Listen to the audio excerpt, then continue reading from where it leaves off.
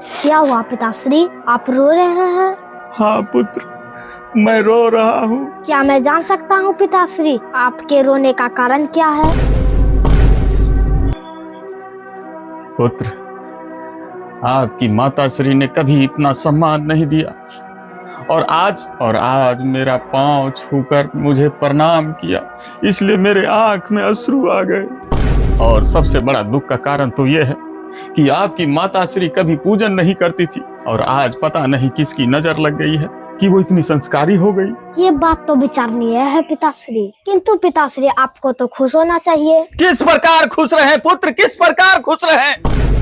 इसका क्या प्रमाण है कि आपकी माताश्री बदल गई हैं? इसका क्या प्रमाण है कि आज के बाद आपकी माताश्री हमसे स्नेह करेगी? इसका क्या प्रमाण है कि आज के बाद आपकी माताश्री हम पर क्रोध नहीं करेगी? एक वाक्य बताइए पिताश्री। बस, अब कोई वाक्य और कोई प्रश्न नहीं, मुझे मेरी अवस्था पर छोड़ दो। किंतु पिताश्री। एकांत!